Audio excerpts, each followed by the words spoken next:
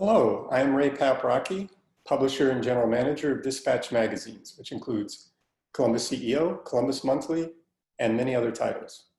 Welcome to the debut of Diverse Leaders in Law, a quarterly discussion with local thought leaders focused on advancing gender and racial equity in the legal profession at a critical time. We are happy that Barnes & Thornburg and Brown Todd have joined us as sponsors of this webinar and print initiative. Many thanks for your partnership. Our panel today includes Liza Kessler, Partner in Charge, Columbus Office of Jones Day. Janica Pierce Tucker, Partner in Charge, Columbus Office, Taft Law. Traci Martinez, Deputy Managing Partner, Columbus Office, Squire Patton Boggs. Victoria Beckman, Member, Columbus Office, Brown Todd. Holly Hare, Partner, Columbus Office, Barnes & Thornburg. To say a few words on behalf of Brown Todd is Managing Partner, Noel Shepard. Noel? Thank you, Ray. We really appreciate the opportunity to be a part of this program. And I guess as a sponsor, we have a captive audience to give a little bit of a commercial of our firm. So I want to give you a bit of information. Like many of the other law firms that are participating, we have over 500 attorneys in 14 offices and 9 states. Our Columbus office has about 45 lawyers and is a full service office as well. I feel like our firm has been a little bit ahead of the curve with D&I issues. We've had a full-time diversity director that's a partner in the firm for over 10 years now. With that, we've created a scholarship. We've had a lot of training internally and programming with clients and in-house. And we've also been Mansfield certified as well. And we're proud of our efforts, but we know that there's always more to learn and more that we can give to our community and the legal practice. So that's why we're here today, and we really appreciate all of you being here, and hopefully we can have some great takeaways from the discussion today. Thank you. Back to you, Ray. Thanks, Noel. So let's get started. And here is Katy Smith, editor of Columbus CEO, to conduct our panel discussion. Katy. Thank you, Ray. Thanks everyone for being here with us today.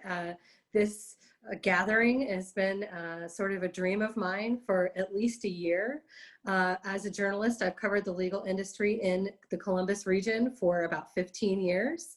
And I noticed for a long time there that there weren't that many managing partners leading firms who were not white men.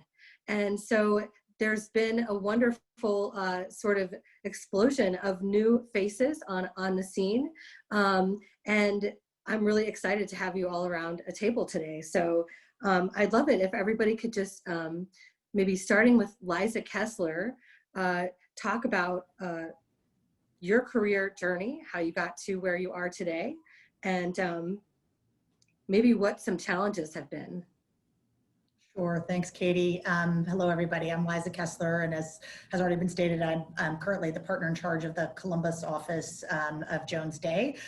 My career, I've been a Jones Day lifer, as we say. I was a summer associate here. I'm an Ohio State law grad and summered here during the first and second summer, part of my second summer, my first year summer out of law school, and then joined and have always been at Jones Day and did the very traditional track to partnership. I was appointed by our global managing partner in 2008 to become the partner in charge of this office. A lot of firms, the term is managing partner, but we have one global managing partner, and then each office has a partner in charge. So that's why I'm partner in charge. So I'm now, I started younger. I guess I'm now the old soul of the group, which is disheartening in some ways. But you know, and again, we have a little bit at Jones Day. We have a little bit of a different management structure than some other firms, in that we don't vote. So it's a true appointment. You serve at the pleasure of the managing partner who appoints you to the position, and it's not for a term. And so I will serve in this role as long as he thinks it's in the best interest of the firm. So as I said, I've done it since 2009. So that's my, I think, probably too long bio, and I will hand it off now.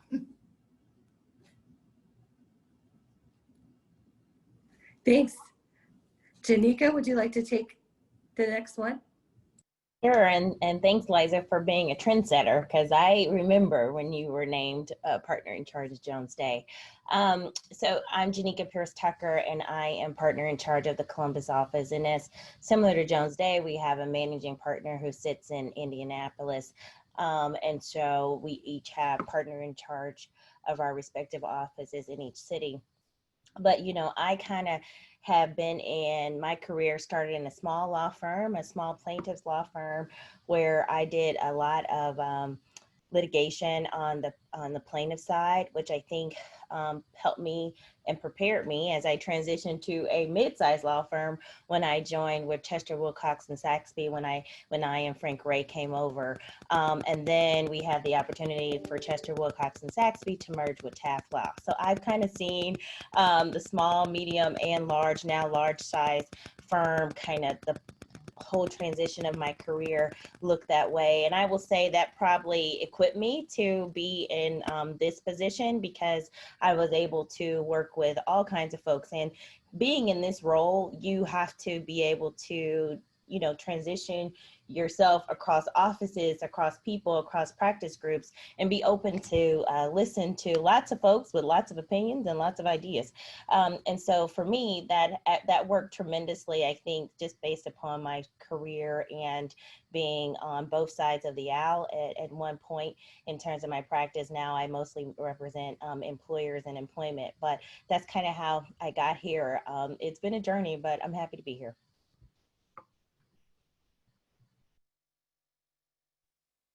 Thanks. Traci? Sure. My name is Traci Martinez, and I have been transitioning into the office managing partner role now since about March of this year. Alex Shoemate's our current office managing partner and somewhat of an icon in Columbus. He's been in this role for over 30 years. So I have some big shoes to fill, but it's been great to be able to work with him one-on-one. We started the discussions last year in 2019. Similar to Jones Day, it's an appointment. I was appointed by the chairman of our global firm, and it's, as Alex has been sitting in the role now for 30 years, it's no term. And so I'm really excited. I think it's been a really unique time to transition, given all the things that we're probably going to be touching upon here later today with regard to COVID and the social injustice, and really getting a chance to know attorneys in a different light, which has been both challenging, but also, I think, rewarding.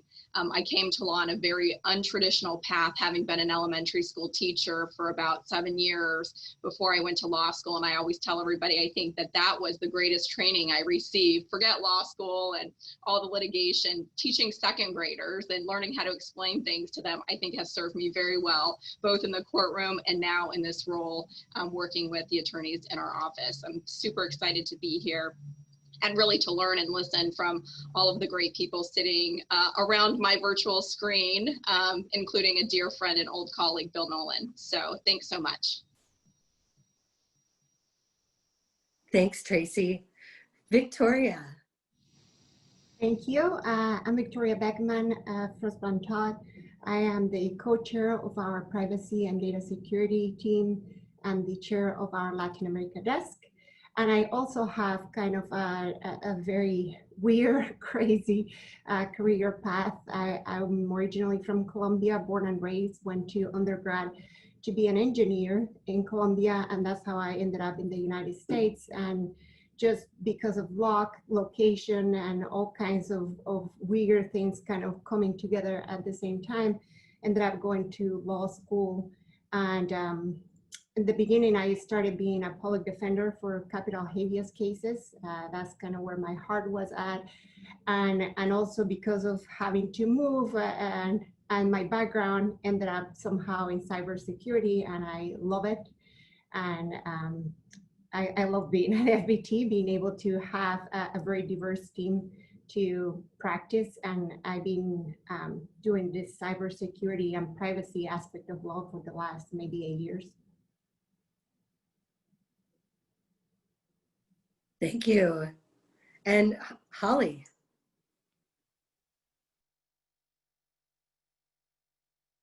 Sorry, I'm Holly Hare, and I'm the head of the Community Development and Tax Credit Finance Group at Barnes and Thornburg. I had a sort of all big firm career, but I did, it was a little unusual in that I spent the first 11 years that I was a lawyer as a part-time, and made partner as a part-time attorney, and had a lot of challenges and benefits from doing that. And I've been at Barnes and Thornburg for just over 6 years. And when I went over there, I started leading the tax credit group. And before that, at my prior firm, I had been sort of the co-head of the tax credit group there as well. So been doing tax credit work for a very long time, and am excited to see what kinds of conversations we can have today about diversity in the law. So why don't we just, that's a natural transition, I think, to diversity initiatives at law firms have been ongoing for at least a decade. It feels like they're beginning to bear fruit. I'd love to hear what is going on at your firms to advance that issue.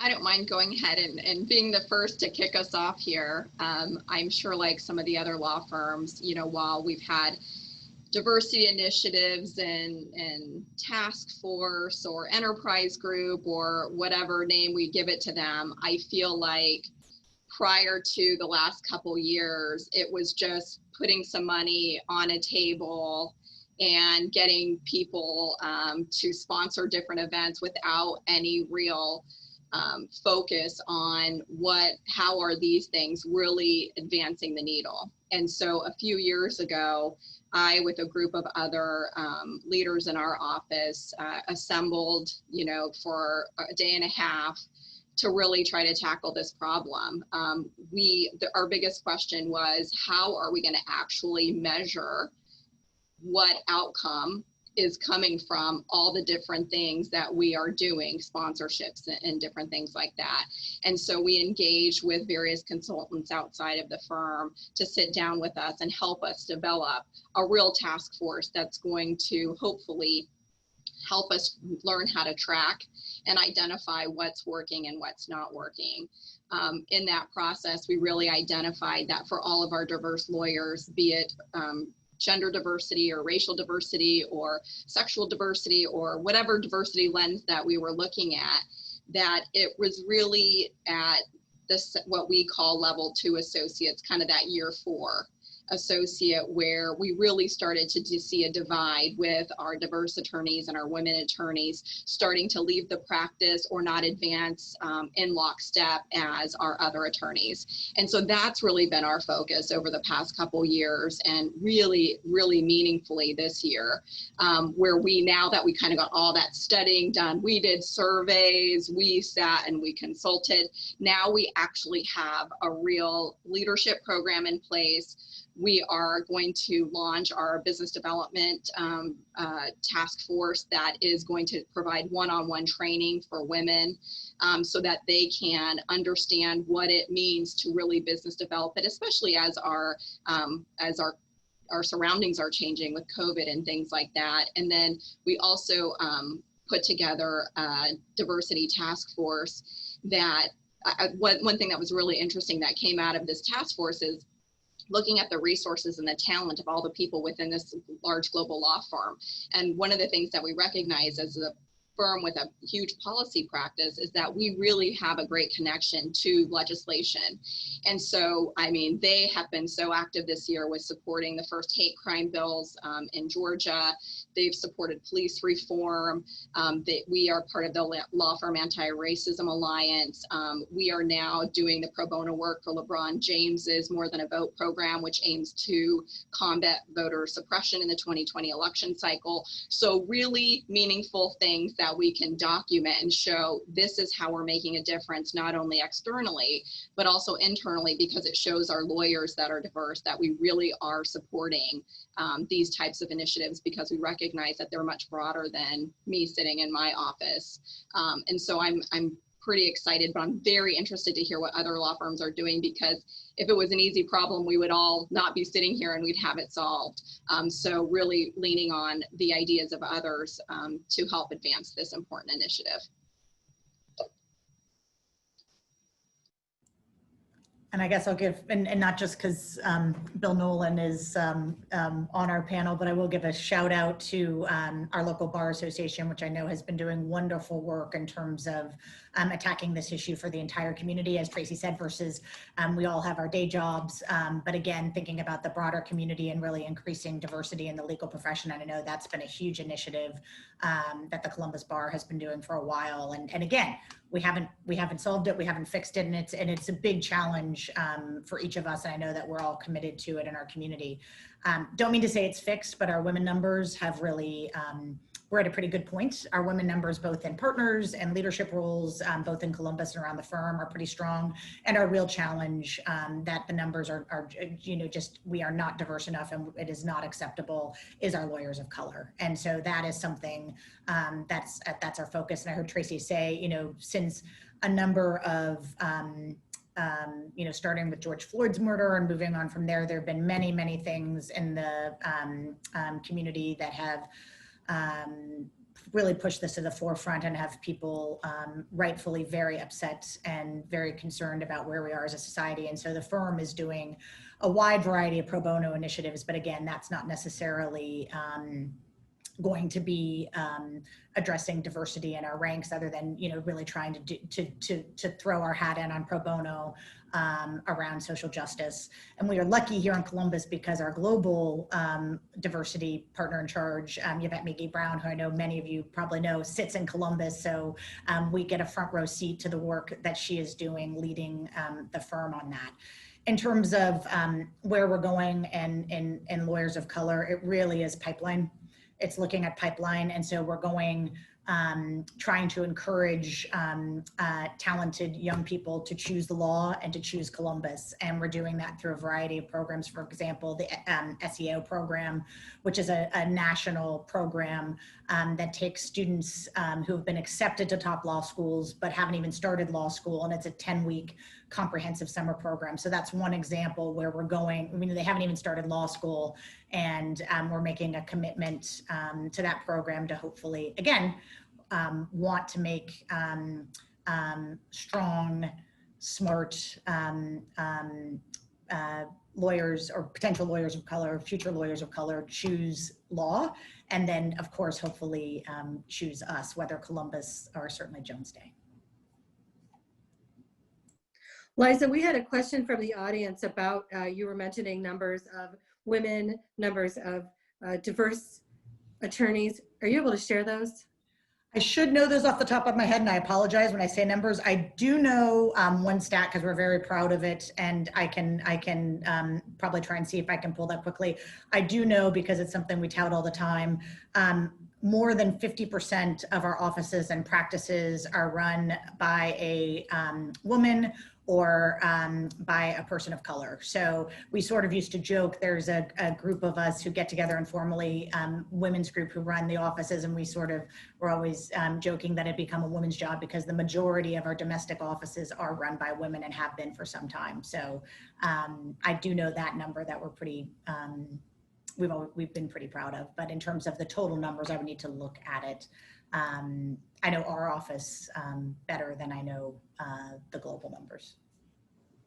Thank you. And I would say too, and I think that one of the things that we focused on is kind of like we've heard the saying, get your house in order. And so we really focused internally on making sure that we were training our lawyers in terms of diversity, implicit bias, and those things to make sure that not only when we're interacting with each other, but as we have lawyers that are interacting with people outside the firm, that we're doing it in a conscious manner. and aware of all of the biases that we all have as we, you know, try to lead some of these conversations. And I think kind of by setting the stage in that way, it made it easier for us to start having these conversations that have sparked up as it relates to the social injustice that is going on right now. And I was impressed as how we kind of jumped on it when the George Floyd murder occurred, and we began having conversations, not scripted, but just honest conversations with lawyers across the firm, so that we could make sure that people felt included, no matter what you had to say, to voice your opinion. And I think that we were able to do that because of some of the training that we had put in place. And I think also too, we made a conscious effort, our managing partner, when we all went to one class of partners, it allowed women and attorneys of color that are partners in the firm to get a seat at the table on some of these leadership positions, right? And so therefore that then made our voice more diverse and more collective, that now our executive committee represents 50% of those seats are held by women and attorneys of color. So that's how you, to me, that's how you make change, is because you bring more diverse voices to the table. And I think that's what we've done well. I think as all firms here that are here, we definitely continue to focus on retaining diverse attorneys. And so part of our efforts have been to not just invest in some of the programs, but to invest in people individually, right? Because what you realize is that I may have a passion to get out people to vote. Other people may have a passion to, you know, go feed the homeless. And how do we bring that together and make sure that the firm supports you in your community outreach, that I think then will help an individual want to be motivated to also work hard and be successful at the firm.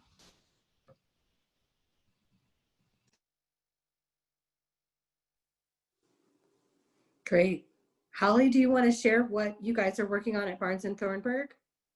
Sure, although I may have to like have Bill speak at least part of it, because he does so much of what we do with diversity and inclusion in the Columbus market. He, you know, so as a firm, we've supported and done a lot of initiatives like this throughout the city and the legal market, to try to help make sure that we are getting out the message. We've done a lot with gender diversity, actually, as well as other types of diversity. But I was going to say, as a firm, I think, you know, we have made huge strides, but like many firms, you know, we're not done yet making strides with gender equality, although we have made huge strides with gender equality. And it is amazing what the will of the management committee has to do with that, right? When you decide that you will have women who are in charge, women become in charge, because it turns out, and I think for so many years, right, there was this issue that the people who were making the rules about what it meant to be successful or what it meant to be able to be a person who could be in charge, those rules favored people who looked like the people who were making the rules. And I think, as other people have said, as you get more people at the table, you're able to change the way those rules look and the metrics you're using for what success is and what is acceptable as a leader. Because I used to hear men just say all the time, like, well, you could have a woman do that, but X man is so much more qualified than, you know, that woman. And it's really refreshing, actually, to see. I think the managing partner of our firm, he's sort of like, well, clients want to see more women, and X woman is an amazing person, and so she'll be the managing partner of this office. And there's a great deal of that just simply has to do with will. So I think lots of times we talk about programs, and it's a lot less about programs sometimes than will for some of those things. But I think the other thing is just figuring out how to nurture people, because I know, as Traci, I think, was saying, is like, why does everyone leave after year 3? Why is it that so many people leave after year 3? And of course, it doesn't matter what kind of diversity and inclusion trainings you do if the culture internally doesn't support people. And I think, and I was going to go back to the having been part-time for a lot of years, because let's see, my husband was a baby boomer, although maybe I'm not, you know, had very different ideas about child rearing and who needed to be in charge. And, you know, and it was very different. And it was difficult to be a working parent, and even as a part-time attorney to be working 40 or 50 hours a week with 2 small children. And I'm always amazed at the women who can do that and parent and do all of those things. And I couldn't do all of those things at the same time. And I look at other people and I think, well, we don't really understand what kinds of supports are always necessary, but we are putting in place, because we do have people now who are doing a better job of listening to people's needs, programs that really help people, whether it's extended maternity leave or there's no off-ramp. You know, you can become part-time and there's not a huge off-ramp to coming back or on-ramp, that there's a lot going on. But we also, as a firm, have been very supportive. We've got a social justice fund that our management committee seeded a significant amount of money to, and I know they're working on trying to get 100% participation across the firm. And you know, almost on a daily basis, we are now getting emails with that this is what you can do to help with social justice issues, either in your state, in your community, or other things. And it's really been amazing, sort of the difference. And I think that's super important, but it's also important to make sure that we're looking at individuals and making sure that they can succeed as lawyers, so that they can grow.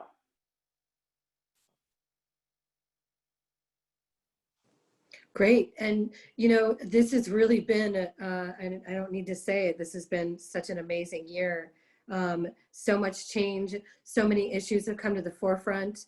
Of course, all of the issues around racial justice and with the coronavirus pandemic, and the issue of childcare and the obstacles that especially women face in trying to have, you know, meet the needs of a demanding career.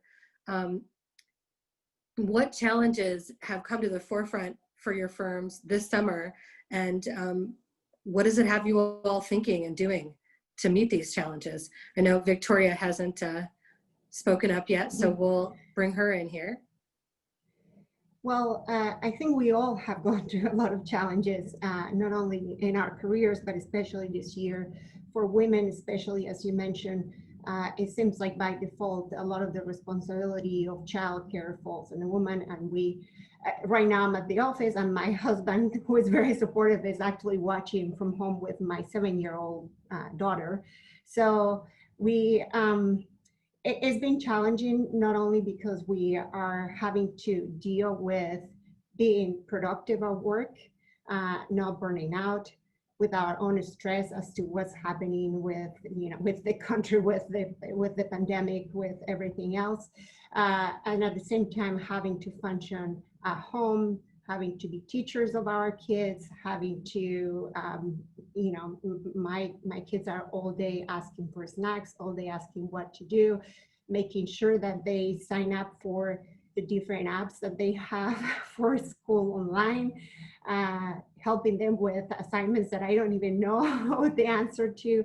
So there's been a lot of challenges, and I think for law firms it's been tough because one, from a technical standpoint, a lot of the law firms were not prepared to have their workforce working remotely overnight, especially staff and people who traditionally have been at the office. But also to understand that we're kind of signing and working all day at home, and it could be at weird hours. It could be that we, you know, have to end up doing it in the middle of the night so that we can attend to the kids or to whatever it is during the day.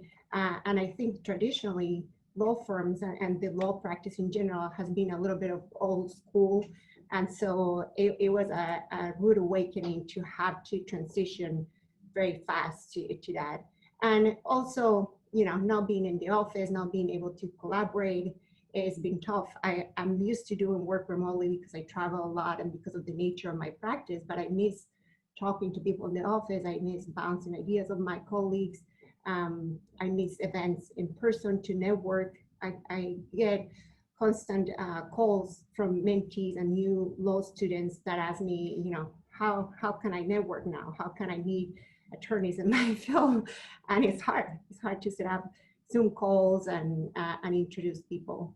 So I think the obstacles have been a lot, but I do think that we have all been going through those. So in a way, it's kind of a little bit of an even feel, since we all, in one way or the other, have had to deal with disrupting our lives and getting used to something different.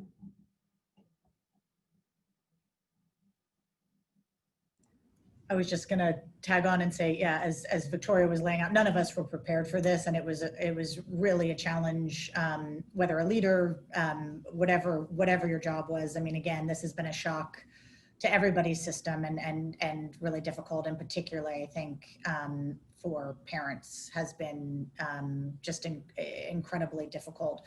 And so there are some silver linings. It has forced us, it forced us as a law firm. We have to be flexible. I mean, if you're not flexible, your talented staff and lawyers are not going to,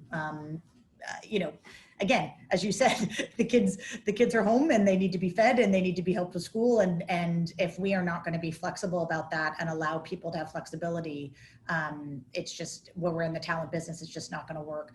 One, not COVID specific, but one change that I have seen again as I guess being the elder person on this panel is, which has been exciting, is to seeing family issues become much more parenting issues and not just women's issues. We are seeing, I have seen parents really address, when I started, men did not take paternity leave. Now all of our lawyers, male lawyers, take paternity leave. So I think those are just small examples where we really are growing and developing as a society, where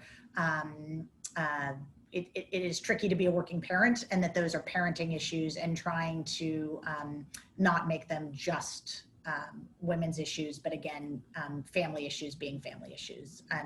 And I think the firms being flexible around that, that's something that I've certainly seen here. And I think that's been a really positive development and change. Yeah, I would echo that, because one of the things, the big word is flexibility. And because when you think about the pandemic has impacted everyone. So it makes the conversation easier from the standpoint, we're not talking about like an isolated group. We're not just talking about parents, because, some people who are older may be taking care of their parents, right? And so there's that dynamic. And there's people who, may be empty nesters, but they may be struggling with mental health, because now they're like, no one is there and no one is to talk to. Kind of like Victoria said, the collaboration piece is missing. So the pandemic has impacted everybody who works at the firm. And so when we're talking about it, it feels more like a global conversation, not just kind of isolated in a sense, as sometimes we're only talking about women issues, or we're only talking about, racial issues, but this is touched upon everything. And I think the big thing is flexibility, because we have an obligation to provide the best service to our clients. And so we have to figure that out. So at the same time, we were all being rushed home, so were our clients. And so, they're looking to us to say, okay, what do we do? And we're like, we're trying to figure it out too. And so we all had to kind of be a little transparent in that process to kind of get everything on track. But the big thing going through this, Katy, has just been flexibility, making sure, and you know what, you really do have to understand and appreciate the people you work with. We're fortunate that folks are working hard, and kind of like Victoria said, hey, we've all been there where we work some, then we do this, then we come back, and we're working to midnight. Unfortunately, that may be some of the story for women, period, right? Especially when you're taking care of some other issues in your home. So it's kind of like that times 10, but it's kind of just managing all of that, which has been the challenge. And if I may say something, Go ahead. Tracy. Well, I was just going to say that on top of what Janica said, it's not only flexibility, but some compassion. I think that the difficulties are going to be there, whether it's 2020 and there's COVID, or whether it's any other year. But in terms of diversity and recruiting and keeping diversity, which I think is a bigger problem for a lot of the firms, is just how the firm reacts to those difficulties. So I think, and this is more on a personal level, I think that it is important for you as a diverse attorney to see how your firm responds to that, to, okay, now we're gonna have to be flexible and have maybe parents working from home and in different, at different hours or in different locations. There were issues with social justice. How does your firm react to that? Do you feel like you're being supported, like they're reaching out to you and saying, how is this affecting you? So I think that more than the difficulties is, in terms of diversity, it is very important to have an environment where you truly feel like you fit and you're welcome and your firm is responding to whatever issues are going on the appropriate way. Yeah, I was just going to make a quick note that one of the things that we did that I found was really helpful is back in kind of the June, July timeframe when we saw schools were not reopening and COVID was certainly only getting worse, not getting better, especially in Ohio. Our task force, our Advancing Women's Task Force, we broke out and we assembled caregiver listening sessions for all attorneys to participate in. So I hosted all the Ohio offices, Cincinnati, Cleveland, and Columbus. And we did it an open-ended, we did an open-ended session. And so then we all reported back the themes of issues that everybody was facing. Like I know in mine, one big issue was that, schools were set to all open every day. And then at the last minute, they changed and they were partially virtual. And then others who had family members who were furloughed. And so they were stressed out about that. And so a lot of things came out of that. And then as all the offices around the globe, as we came back together, we identified all the shared themes that were going on throughout the office and then put resources in place to help tackle some of those issues for parents. One big thing that came out of it that was a shared theme throughout the offices was just parents really concerned about their kids' well-being, not going back to school and not having the interaction. And so one of the things that we did is Dr. Lisa Demore is one of the New York Times correspondents on parenting issues in COVID. And so we had her come in and do an internal discussion with our attorneys in the office to be able to ask questions and identify some of those problems, in addition to getting some help with paid care and finding nannies and doing all of those other things. And I think it goes to, I think Holly first said it, the compassion and the culture of your office and making sure that the attorneys know that it's being looked at the highest levels, and you're really trying to support them and understand that this year is going to be unlike any other, but hopefully these things we're putting in place will be catalysts for continuation of some policy change that we can continue down the path.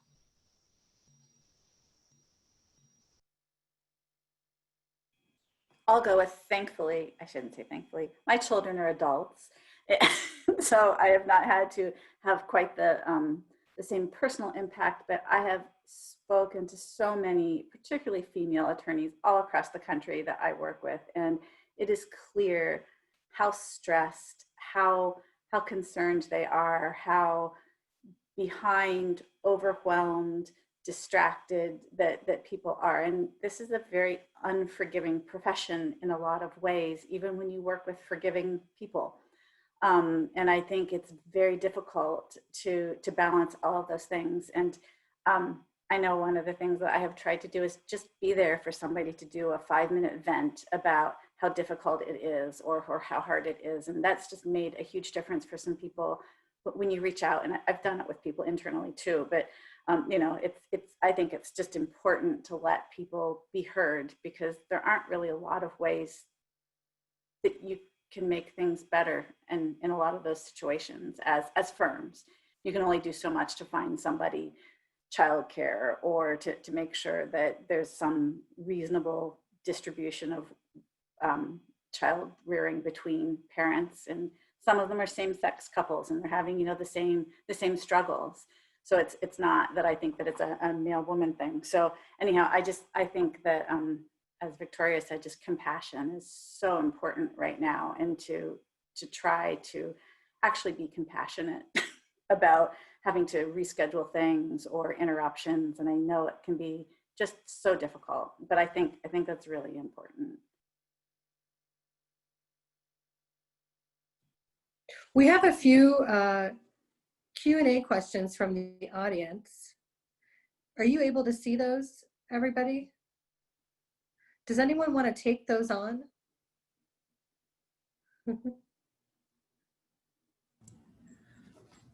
Well, I'll be a wimp and take the second one because I've got a really, I've got a good answer for it. Actually, at Jones Day, so the second question was asking about what are firms doing to address systematic disadvantages for lawyers of color, and specifically book of business, where a lot of times the fees that you make as a partner or even making partner are based on client relationships. And those, again, if they're handed down over years, that it was a presumption that those would be white men handing them to white men, and that would disadvantage women and lawyers of color if you were going on sort of that traditional model.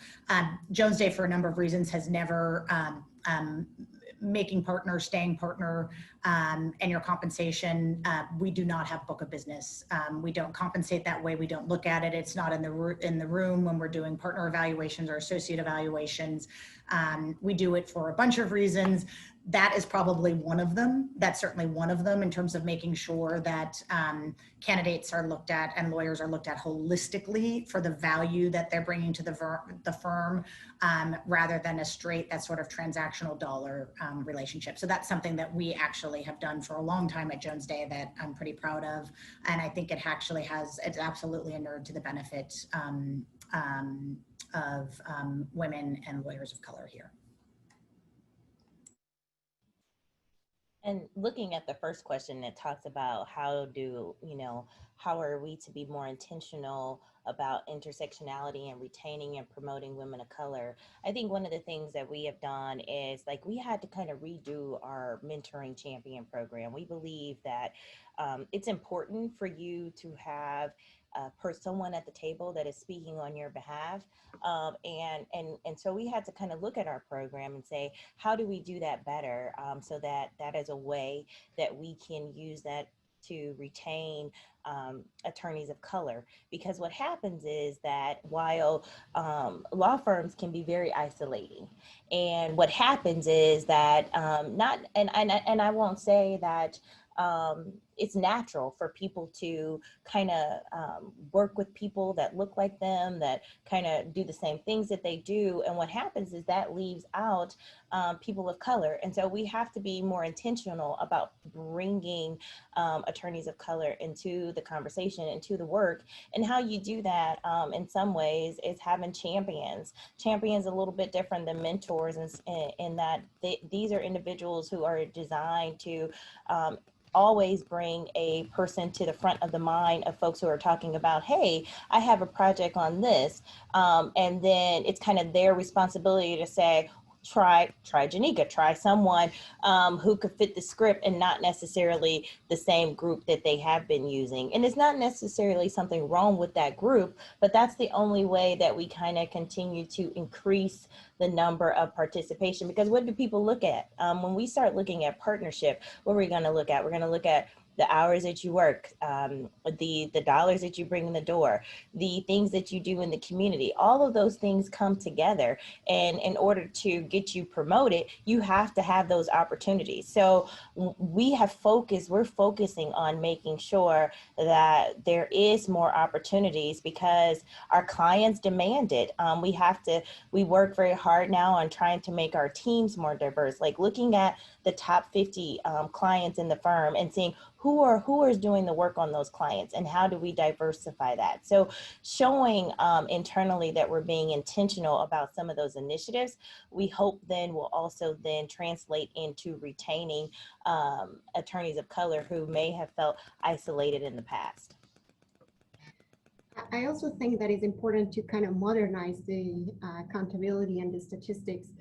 I feel like in this century, in 2020, 21st century, and the fact that we're still accounting for diversity in terms of gender only, and to say that we have X amount of women, I think is outdated, and I think is not really even shouldn't be considered diversity at this point. So I think It's a matter of looking at those, reviewing those, and being, as everybody said, holding people, firms, and everybody accountable. I think clients are doing that with firms and requiring and asking to see what teams are truly working on their cases and not just, you know, for marketing purposes, having their picture and their bio and their RFPs. And unfortunately, I guess, is also a lot of support from all of us and from other diverse attorneys to make sure that, you know, that if there is a new attorney, for example, here that is someone of color, I try to make it a point to give work to that person, to mentor that person, to ask if they have any issues in terms of navigating, you know, the politics of a firm, or any question that is not even related to substantive law, but what they're going through. I don't forget how I came here and what I have gone through as a younger and newer associate. And I think it's just all of us being responsible.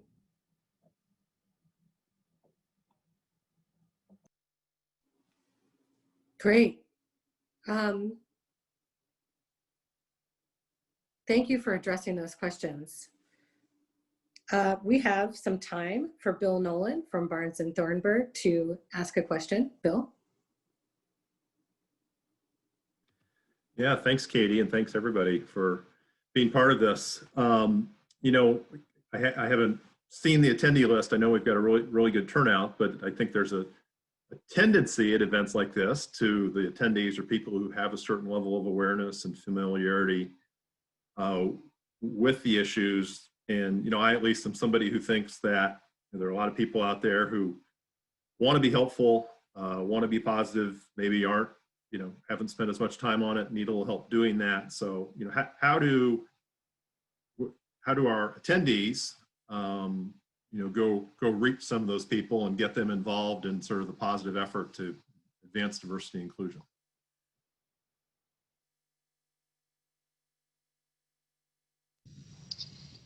I'll tackle this one. I think it's sometimes it can be intimidating, especially if you feel like you don't have a direct line maybe to those who are sitting on those committees or who are those who are in management. But one of the things that I'm most impressed with, and it happened this summer, it was a group of associates who came to me. It was right when Columbus was really active. There were the protests started.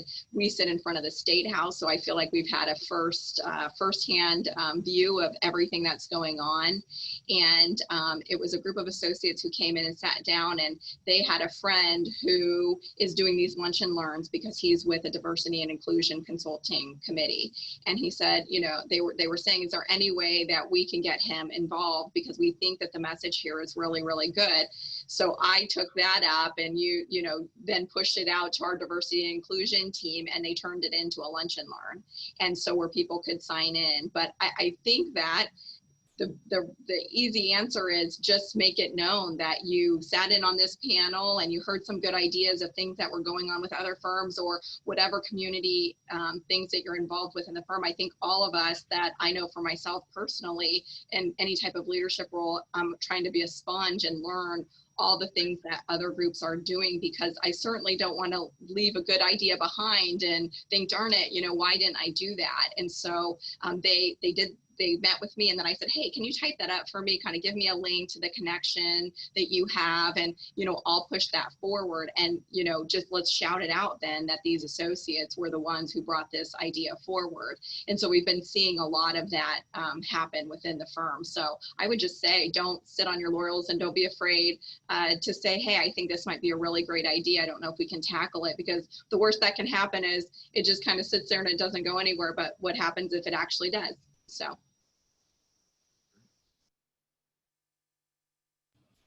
Yeah, I would definitely say, like, to, you know, one of the good things about trying to bring all of these thoughts together was, you know, when everything kind of first happened with George Floyd, our chief diversity officer kind of said, we need to have a conversation with our associates. And, you know, we did not script it. We did not do anything. We just kind of set up a Zoom, and it was a raw conversation. And for me, I had to come to that conversation very vulnerable, as I'm still processing things. A lot of times, you know, I take a moment to process it and then kind of then show my face to the world, right? But I didn't really have time to do that. So, but I also think by kind of coming to that conversation in my vulnerable state also made me more accessible to the associates that were on that call from across the firm, that they felt comfortable in sharing their story. And so I think that one of the big things that I learned is that while I may say, pick up the phone, call me, talk to me, you know, email me,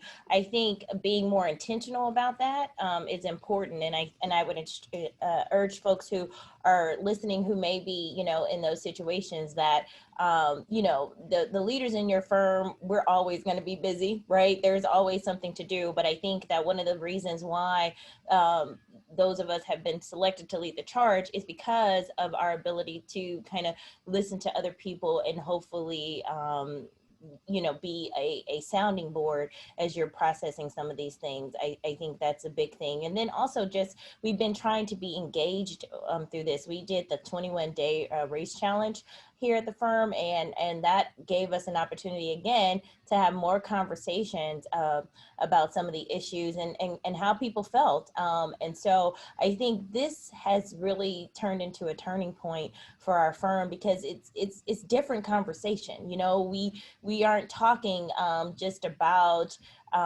you know, clients or whatever. We're really trying to understand the community in which we live and how we are better as individuals. And to me, that has been very encouraging.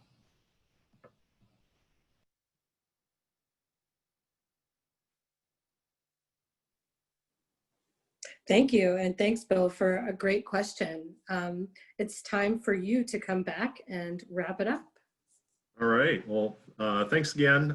Really appreciate CEO Magazine and Katy and Ray and their team with this idea, which was their idea. I actually makes me feel a little old here, thinking of where I first met a couple of you.